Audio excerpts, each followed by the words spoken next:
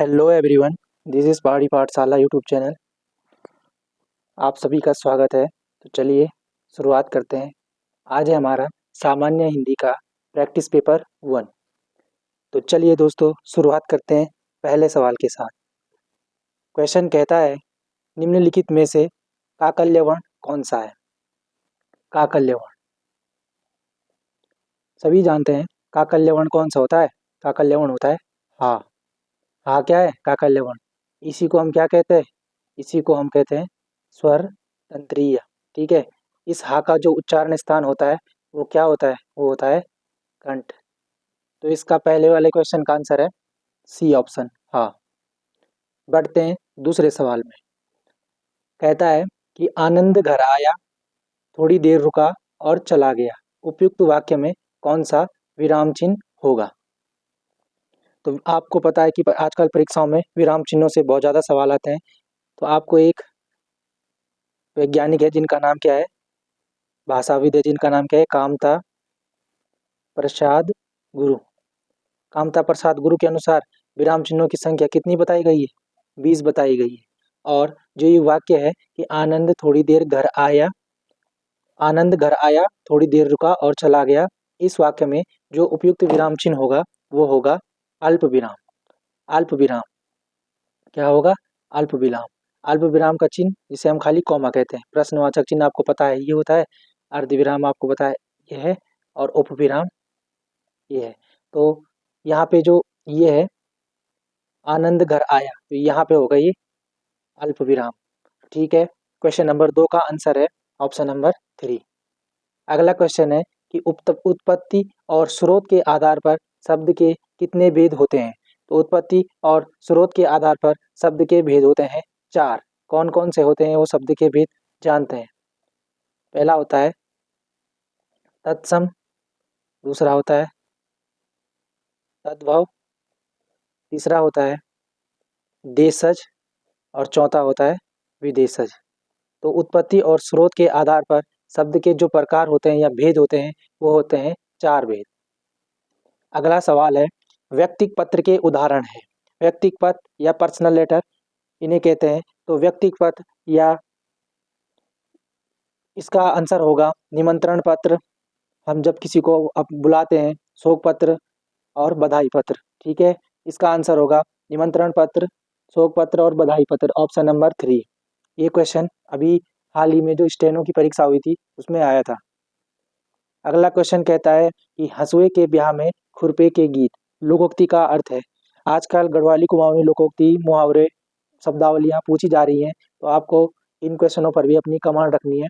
तो हंसुए के ब्याह में खुरपे का गीत लोकोक्ति का अर्थ होता है असंगत बातें करना। तो इसका आंसर हो जाएगा ऑप्शन नंबर ए। बढ़ते हैं दोस्तों, ये वर्ण विच्छेद से सवाल है कि राष्ट्रीय शब्द का वर्ण विच्छेद क्या होगा? तो राष्ट्रीय शब्द का वर्ण विच्छेद आप सभी जानते हैं, आपने पढ़ा होगा पहले भी वर्ण विच्छेद। तो ये होगा सबसे पहले रा। रा पे हलंत, रा के साथ है आ की मात्रा। तो ये हो जाएगा रा। फिर आप ये देखिए मूर्धन्य सा है आदि, और टा है। टा है आधा, इसमें टा के साथ है रा। रा पूरा है और इस रा पर है बड़ी ई की मात्रा, राष्ट्रीय। और या है, यहाँ पे हलंत और या के साथ है अ। तो ऑप्शन नंबर राष्ट्रीय शब्द का वर्ण विच्छेद होगा ऑप्शन नंबर रा। यहाँ पे आ है तो कैंसिल हो जाएगा, ये कैंसिल है। आ रा ई, option number A. Option number A इसका आंसर हो जाएगा, राष्ट्रीय शब्द का वर्ण विच्छेद। अगला सवाल है मूर्खता शब्द में कौन सा प्रत्यय है? आप सभी जानते हैं वे शब्दांश जो किसी शब्द के अंत में जुड़ते हैं उन्हें क्या कहते हैं? प्रत्यय कहते हैं। तो मूर्खता शब्द में जो प्रत्यय होगा वो ता प्रत्यय होगा। इसमें जो मूल शब्द होगा वो होगा मूर्ख। मूर्ख के साथ हम जब ता प्रत्यय जोड़ेंगे तो इट विल बी, ये बन जाएगा मूर्खता। बढ़ते हैं दोस्तों अगले सवाल में। अगला सवाल कहता है मनोयोग में कौन सी संधि है? तो मनोयोग में संधि है मनः धन योग। और ये कौन सी संधि है? ये है विसर्ग संधि। ठीक है। तो मनोयोग का संधि विच्छेद क्या है? मन धन योग गलत है, मनोयोग गलत है। इसका ऑप्शन नंबर डी आंसर होगा। ऑप्शन नंबर डी होगा मनोयोग, मना धन योग। मनोयोग में कौन सी संधि है? विच्छेद संधि। बढ़ते हैं दोस्तों आगे। अगला सवाल है कि निम्नलिखित में से शुद्ध वर्तनी का चयन कीजिए। आजकल इन क्वेश्चनों की बहुत ज़्यादा वो है, ये क्वेश्चन बहुत ज़्यादा पेपरों में आ रहे हैं आजकल। तो आपने देखना है कि इसमें से सही छांटना है जो शुद्ध वर्तनी है। देखो अनधिकार तो गलत लिखा है, इसको लिखते हैं अनधिकार। बड़ी आ की मात्रा नहीं आती इसमें। मिष्ठान, मिष्ठान भी गलत लिखा है, मिष्ठान होगा मिष्टान, ठ की नहीं होता है इसमें, टा होता है। निरोग, ये वीडियो के पेपर में भी पहले आ चुका है। निरोग बड़ी की मात्रा होती है इसमें, निरोग विसर्ग संधि का उदाहरण है। कैलाश, कैलाश शब्द इसमें सही लिखा है। ठीक है, कैलाश में दंत्य सा आती है, तालव्य सा नहीं आती। तो इसका आंसर हो जाएगा ऑप्शन नंबर डी। अगला सवाल है असुमेलित युग्म का चयन कीजिए। मतलब आपको बताना कि गलत कौन सा है इसमें। ये विलोम, एक तरफ शब्द दिए हैं, दूसरी तरफ उसके विलोम दिए हैं। तो देखो अग का विलोम भी, अग का विलोम अनग होता है, सही बात है। अनुरक्त का विलोम विरक्त होता है। तामसिक का विलोम सात्विक होता है। आमिष का विलोम, आमिष का विलोम सामिष नहीं होता है, सामिष नहीं होता है। इसका विलोम होता है निरामिष। ये पहले भी आ चुका है ये क्वेश्चन। तो आमिष का विलोम क्या होता है? निरामिष। ऑप्शन नंबर डी इसका सही आंसर हो जाएगा। कहता है अगला सवाल, 11वां सवाल, निम्नलिखित में से बहन का पर्यायवाची शब्द है। बहन का पर्यायवाची शब्द होता है भागिनी। बहन का पर्यायवाची शब्द है भागिनी। ऑप्शन नंबर ए इसका सही आंसर हो जाएगा। और दारा, भार्या और कलत्र, ये तीनों एग्जाम्पल हैं पत्नी के।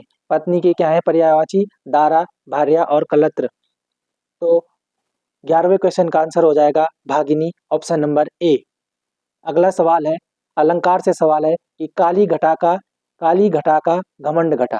तो काली घटा, देखो इसमें शब्द आया है घटा दो बार, घटा और घटा दो बार। आप सभी जानते हैं जब भी कोई शब्द दो बार आए और हर बार अलग अलग अर्थ दे तो इस परिस्थिति में यमक अलंकार होता है, यमक अलंकार होता है। तो काली घटा का घमंड घटा, इसमें एक घटा का अर्थ होता है काले बादल और दूसरी घटा का अर्थ है कम होना। तो देखो शब्द तो दो बार आया लेकिन दोनों बार उसने क्या दिए? अर्थ अलग अलग लिए, इसलिए इसका आंसर होगा यमक अलंकार, यमक अलंकार। बढ़ते हैं दोस्तों अगले सवाल में कि सुमेलित कीजिए। ये सवाल दिया है, इसको आपने मेल करना है। पहला है अगोचर शब्द। अगोचर किसे कहते हैं? अगोचर कहते हैं जिसे इंद्रियों द्वारा ना समझा जा सके। तो फर्स्ट का बी, फर्स्ट का देखो ऑप्शन नंबर ए गलत हो गया। फर्स्ट का बी यहाँ भी है, यहाँ भी है, यहाँ भी है। अगला सवाल आकाशवृत्ति। आकाशवृत्ति कहते हैं जिसकी जीविका निश्चित ना हो, जिसकी जीविका निश्चित ना हो। तो दो का ए, दो का ए यहाँ भी है, दो का ए यहाँ भी है। इसका मतलब सी ऑप्शन भी गलत हो गया।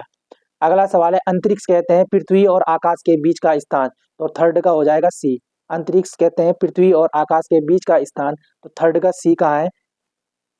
ये तो देखो थर्ड का डी, ये भी गलत हो गया। थर्ड का सी ये है डी ऑप्शन में। और अगाध कहते हैं जो बहुत गहरा हो। तो फोर्थ का डी, फोर्थ का डी इसमें। तो ऑप्शन नंबर डी इसका सही आंसर हो जाएगा, बिल्कुल सही आंसर। बढ़ते हैं दोस्तों अगला सवाल है, विधेय छांटना है आपने। वाक्य में है कि मोहन बीमार है, मोहन बीमार है, वाक्य में विधेय है। तो देखो आप सभी जानते हो कि जब जिसके बारे में बात की जाती है उसे कहते हैं हम उद्देश्य, और उसके बाद जो कुछ भी बच जाता है वो क्या होता है? विधेय होता है। तो इस वाक्य में जो उद्देश्य है, मोहन क्या है? मोहन है उद्देश्य। और जो बीमार है ये क्या है? ये पूरा का पूरा ये है विधेय। ये क्या है? विधेय। तो इसका आंसर हो जाएगा ऑप्शन नंबर सी, बीमार है। ठीक है, बढ़ते हैं अगला सवाल। देखो कथन और कारण वाले सवाल आजकल बहुत ज्यादा पूछे जा रहे हैं, कथन और कूट वाले सवाल। निम्नलिखित क्वेश्चन कहता है निम्नलिखित कथनों को ध्यान से पढ़कर दिए गए विकल्पों में सत्य कथन का चयन कीजिए। कथन एक कहता है कि भाषा और बोली एक ही है। क्या ये बात सही है? कथन दो कहता है कि बोली ही विकसित होकर भाषा का रूप लेती है। तो आइए जानते हैं क्या होगा इसका आंसर। तो कथन एक के बारे में कहा है, क्या कहा है? ये कहा है कि भाषा और बोली एक ही है। तो ये बात बिल्कुल गलत है, क्योंकि भाषा और बोली एक नहीं होती। बोली एक सीमित क्षेत्र में बोली जाती है, जबकि भाषा के एक विस्तृत क्षेत्र होता है, भाषा का अपना साहित्य होता है। हाँ, ये बात सही है कि बोली ही एक दिन विकसित होकर भाषा का रूप लेती है। जब बोली में धीरे-धीरे विकास होता है, तो वो भी धीरे-धीरे क्या होती है? भाषा का रूप लेती है। इसलिए इस क्वेश्चन का आंसर होगा कथन 1 गलत और कथन 2 सही। तो कथन 1 गलत और कथन 2 सही, इसका आंसर होगा ऑप्शन नंबर सी। इसका आंसर होगा ऑप्शन नंबर सी। कथन 1 क्या है इसमें? कथन 1 गलत है और कथन 2 क्या है? सही है। बढ़ते हैं अगले सवाल में। क्वेश्चन कहता है कि गढ़वाली शब्दावली में पत्युड़ शब्द से क्या आशय है? तो गढ़वाली शब्दावली में पत्युड़ शब्द से आशय है पत्ते से बना पकवान, पत्ते से बना पकवान, पत्ते से बना पकवान। अगला सवाल कहता है कि नीचे दिए कथनों में से सत्य कथन का चयन कीजिए। सत्य कथन का चयन कीजिए। कथन 1 कहता है कि कंप्यूटर शब्दावली में चाणक्य एक फॉन्ट का नाम है। कथन 2 कहता है कि चाणक्य क्या है? चाणक्य क्या है? चाणक्य एक यूनिकोड फॉन्ट है। तो आपने कांस्टेबल की परीक्षा दी होगी 2022 में, उसमें ये सवाल आया था कि चाणक्य क्या है? तो चाणक्य कंप्यूटर का एक फॉन्ट है। तो कथन 1 तो बिल्कुल सही है। कथन 1 क्या है? चाणक्य क्या है? फॉन्ट है। लेकिन कथन 2 बिल्कुल गलत है, क्योंकि चाणक्य यूनिकोड फॉन्ट नहीं है। यूनिकोड फॉन्ट नहीं है। ये क्या है? यह एक नॉन यूनिकोड फॉन्ट है। Non Unicode non Unicode font है। क्या है? नॉन यूनिकोड फॉन्ट है। अब देखते हैं यहाँ पे यूनिकोड फॉन्ट कौन है और नॉन यूनिकोड फॉन्ट कौन है। यूनिकोड फॉन्ट में आपने याद रखना है, एक तो मंगल, मंगल, दूसरा है अपराजिता, अपराजिता, और तीसरा है कोकिल, कोकिल। तो ये क्या है? ये यूनिकोड फॉन्ट है। और चाणक्य, चाणक्य और क्या? कुर्तिदेव, चाणक्य और कुर्तिदेव क्या है? चाणक्य और कुर्तिदेव क्या है? Non Unicode font, non Unicode, non Unicode font, non Unicode font. तो आई होप कि इस आपने ये क्वेश्चन सही सॉल्व किया होगा। इसका आंसर है कथन 1 सही और कथन 2 गलत। कथन 1 सही और कथन 2 क्या है? गलत है। कथन 1 सही और कथन 2 क्या है? गलत है। आगे बढ़ते हैं दोस्तों। लोकोक्ति है गढ़वाली कुमाऊनी से कि मुंडो नौ कपाल। लोकोक्ति का अर्थ क्या है? मुंडो नौ कपाल मतलब मुंड और कपाल एक ही बात है। तो क्या है इसका आंसर? इसका आंसर है घुमा फिराकर एक ही बात करना। घुमा फिराकर एक ही बात करना। जानते हैं त्याग देना, त्याग देना होता है ढुंगम, ढुंगम धैर्याल, ढुंगम धैर्याल, धैर्याल। अगला है अनिच्छा से स्वागत करना। अनिच्छा से करने का अर्थ होता है पौड़ा पूछी पकोड़ी, पौड़ा पूछी पकोड़ी। अगला है निरपराध होने पर भी अपराधी के साथ सजा भुगतना। इसका होता है यूं दगड़ गुण भी पिसे जनन, यूं दगड़ा गुण भी पिसे, यूं दगड़ गुण भी पिसे गैन। तो मुंडोनो कपाल का अर्थ होता है घुमा फिराकर एक ही बात करना। त्याग देने का अर्थ होता है लोकोक्ति वो है डुंगम धैर्याल। अनिच्छा से स्वागत करना होता है पौड़ा पूछी पकौड़ी। और निरपराध होने पर भी अपराधी के साथ सजा भुगतना होता है ग्यों दगड़ गुण भी पिसे गेन। बोलते हैं ना कि ग्यों गेहूं के साथ गुण भी पिस जाते हैं, वही बात है।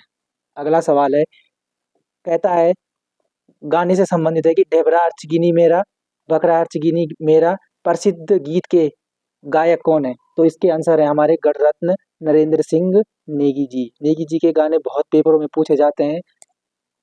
फेमस फेमस गानों पे जरूर ध्यान रखिएगा दोस्तों। बढ़ते हैं अगले सवाल पर।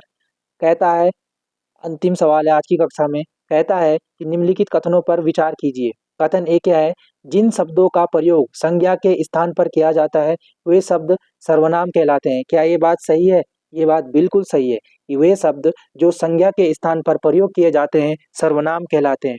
दूसरा कथन कहता है कि कथन 2 कहता है कि सर्वनाम के 5 भेद हैं। ना ना ना ना, सर्वनाम के कितने भेद हैं? सर्वनाम के 6 भेद हैं। कितने भेद हैं? 6 भेद। तो दूसरा कथन हो गया बिल्कुल गलत। ठीक है। तीसरा कथन है कि मैं यह काम स्वयं कर लूँगा। रेखांकित वाक्य निजवाचक सर्वनाम का उदाहरण है। ये बात बिल्कुल सही है कि मैं यह काम स्वयं कर लूँगा।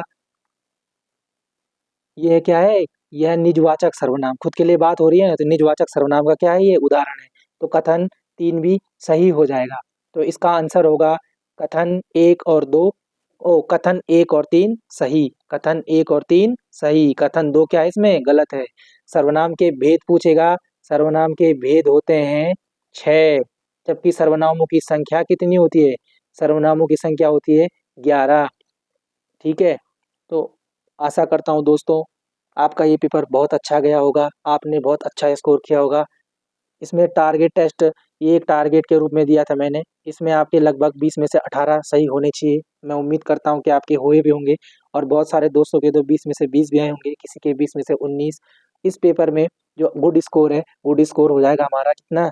15। 15 सवाल तो लगभग आपको आने चाहिए। आई होप कि आपकी तैयारी बहुत अच्छी चल रही होगी। तो इसी के साथ इस पेपर को यहीं पे समाप्त करते हैं। तो धन्यवाद दोस्तों।